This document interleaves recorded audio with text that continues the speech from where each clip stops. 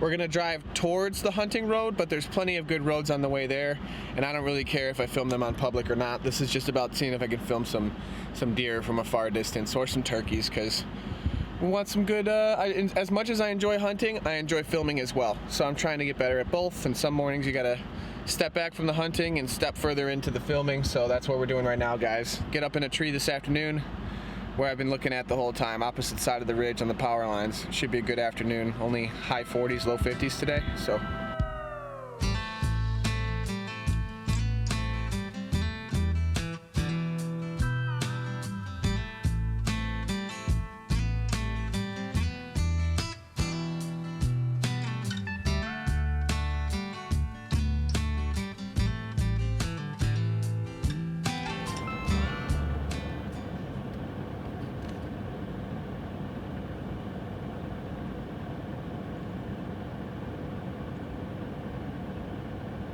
All right, so we just had breakfast. It is 9:35 right now, and we're back on my hunting road here. Looks like only one other guy is out, and he's up at the top. Who knows where he went in at, but he's parked up at the top. Usually when people park at the top, they want to go into that first strip where I spent a lot of my time in the past. But I just made a last second game time decision, change of mind. I'm gonna go ground. I was gonna go in the tree, but looking at the weather today, we've got 16 to 18 mile an hour winds, gusts up over 25, and I don't know. I'm also combine that with the fact that I'm starting to get a little sore. So that's also part of why I took this morning off. I just needed to hit that refresh button. And I think part of hitting that refresh button for me is putting the tree stand down and just going in light and seeing if I can find some hot sign and set up on it. It's a lot harder for me to try and move around and climb these hills when I've got that tree stand set up. So also, I like the idea of being mobile. It's a one-time deal for me. If I put that tree stand in a tree, that's where I'm at for the night. I know a lot of other guys, you know, they're able to do it faster, more efficient than me, or they just work harder than I do. But for me, if I gotta lug that in there and set up all my camera equipment and everything, I'm gonna do it one time per sit. I mean, I'll do it in the morning and an afternoon, but it's one time per sit. I'm not gonna pull it down and go put it in a new tree. That's just not something I can really do. It would wear me out doing that.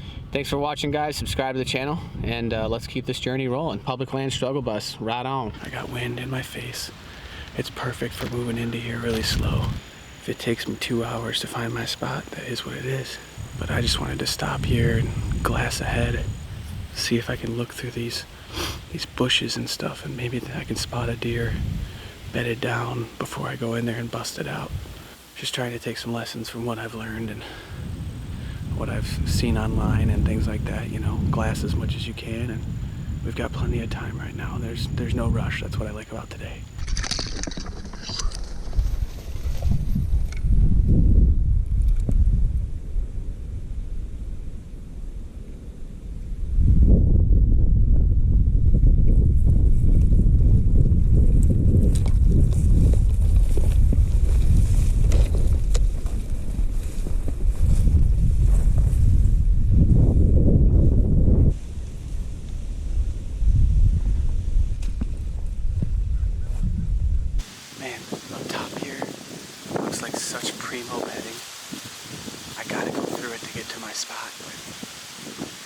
Man, I am almost positive I'm gonna bump a deer out of here.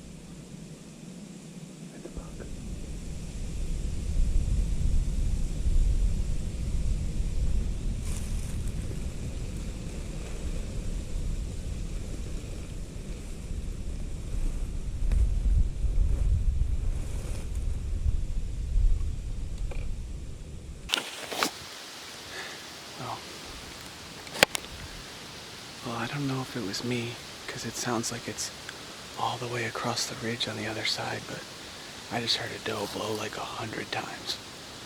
But she was far away, maybe 150 yards or so, and I'm downwind, so I don't really think that she busted out of here because of me, but she busted out of here for a reason. Wonder if the big buck's nearby. Just saw my first little mini rub back about 20 yards. I don't think she's alone in here. I think there's multiple deer in here. I'm just trying to get close to that trail, and we're just gonna set up and chill.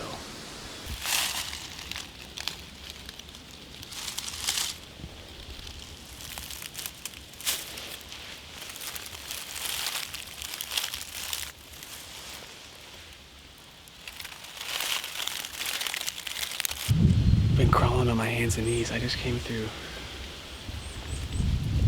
that little hole. I just came through that little hole to get in here.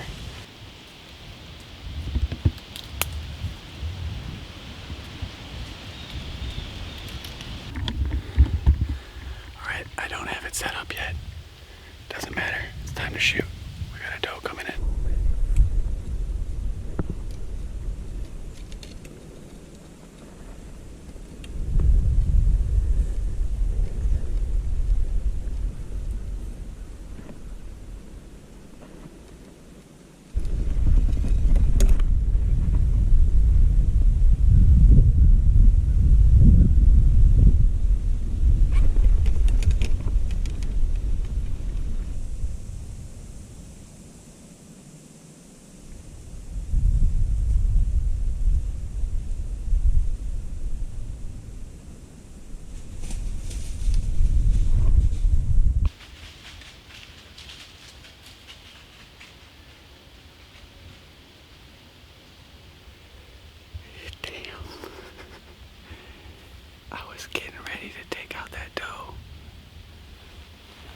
Actually got drawn back before they crested the hill, and I was drawn for almost 2 minutes, just holding my bow down like this.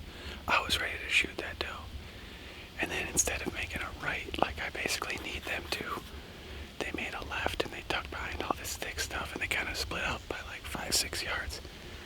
And then eventually she was just peeking over towards my direction.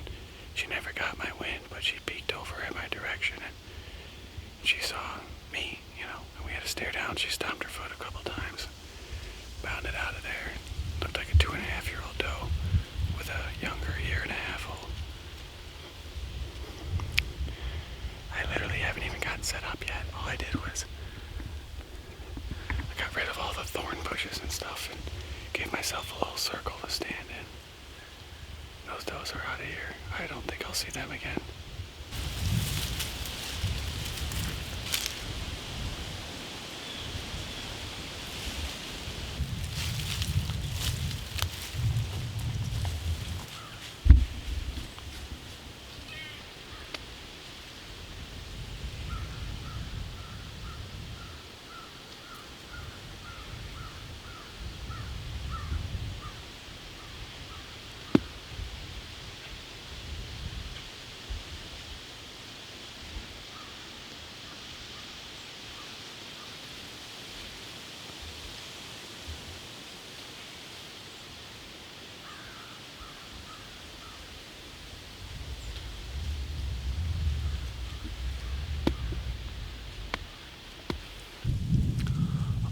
So we're gonna rattle, stir up the ground a little bit to simulate, you know, bucks fighting back and forth.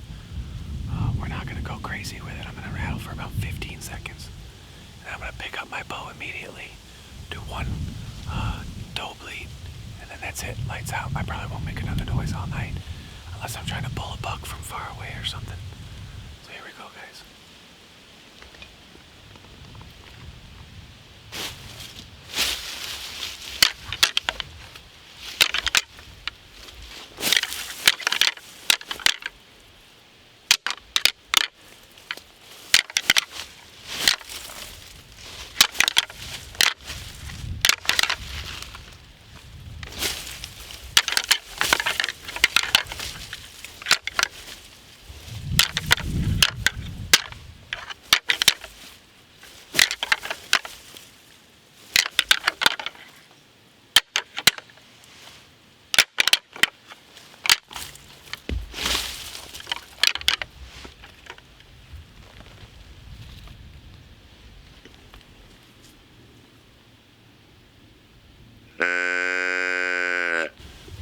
least 2 hours since our last sighting.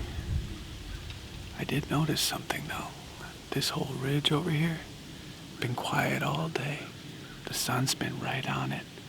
And when you see it from afar, it kind of makes sense why this side gets more traffic than the other side. This side's got more terrain features, more ditches and things like that for the deer to ride along so they can stay out of sight.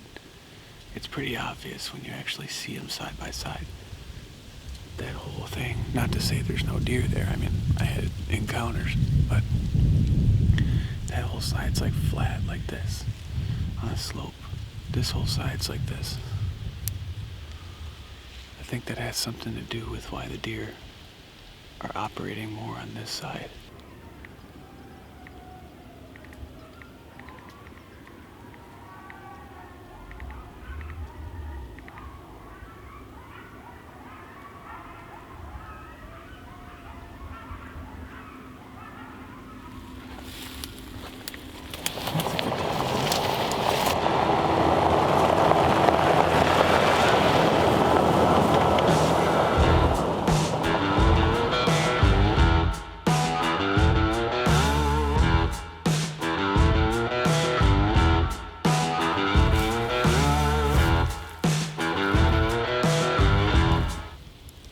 Today is November 9th, and we're out here. It's hot, like the least ideal November 9th conditions you could ever have other than pouring rain. But it's gonna be 71. It's already up in the mid 60s right now. I literally have nothing on but my thinnest thermal, no t-shirt, hoodie, anything over it. And on the bottoms, just my bottoms and my thinnest thermal. And I literally wouldn't be wearing the thermal if it wasn't for the fact that these pants are so rough on the inside. It would just ruin my legs if I didn't have something under them. So gotta wear at least one thermal, one pair of socks, regular boots. It's warm. We're gonna go climb a tree. It's noon right now. Take us about an hour from when we start walking in right now till we're settled in a tree. So should be settled in a tree for about 4 hours, 1 to 5 o'clock. Got a steady south wind today, which works perfect for the closer side of where I'm at right now. I'm gonna come down into one of these fingers and try and set up on some good wind, find a new trail, and hopefully set up and smack one, guys.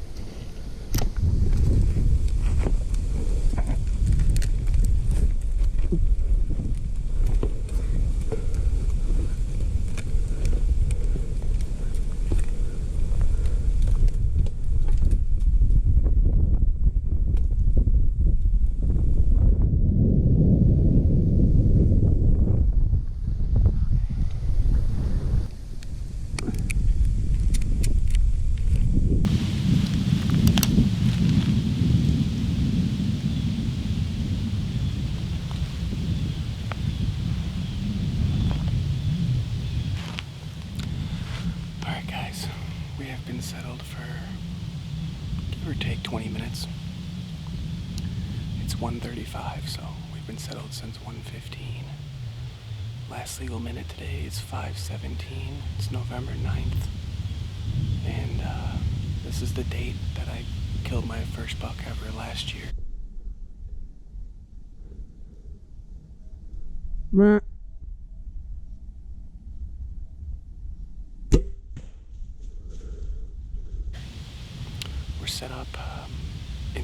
similar area to where we've been sending most of our trip, but I've gone a little deeper into it and, well, further in, not necessarily deep. I'm actually closer to the road than I have been any other day right now, but I'm deeper into the property. Almost, we're about 200 yards away from private over here, so we're hoping for deer that are come cruising up off this bottom. There's a finger that goes this way, this way, this way, and then the whole lane runs this way. I'm sitting on this little like tabletop bench. There's some trails here, nothing crazy, but there's a scrape at the top. And there's a couple of rubs that are in the area that look pretty fresh. Nothing mega, nothing major. I don't even really have any highway trails in front of me. But it seems like it's a transition area between, looks like bedding and a kind of a bottom with younger growth and saplings and things like that. And up top is where your larger oaks and birch trees and all that stuff are. We're just trying to plan it as, use it as a rut spot, you know. I'm not really going off what the heavier trails are. I'm just going off what these bucks are doing. There's been a lot of does in the area, so this could be a good area for a buck to come in with good wind and we'll check for these does from underneath. So we'll see what happens, guys. November 9th. Anything can happen. Thanks for watching.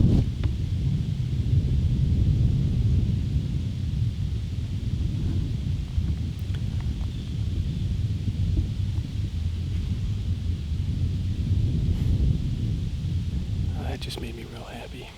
Darlin sent me a video of her and the girls just having a good time, and I don't know, that just made me really happy.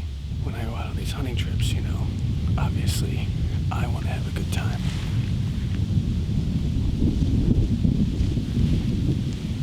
But I also have to realize I have a loving wife at home and 2 cats and, you know, a life to get back to, and this is not my life, you know. This is something I love to do that's part of my life, an extension of it, you know. And it's important sometimes when you're getting down on yourself and putting in a lot of hours and a lot of effort and walking a lot of miles. This public land grind, as they like to say, you know, you still remember what's important, you know, and that's what you got back home, you know. I love my wife, and I love that she's so understanding for you know, all the crazy shit that I do when it comes to this hunting and fishing. You know, I spend a lot of time in the outdoors. The best feeling after your hunt, hopping into your Crocs.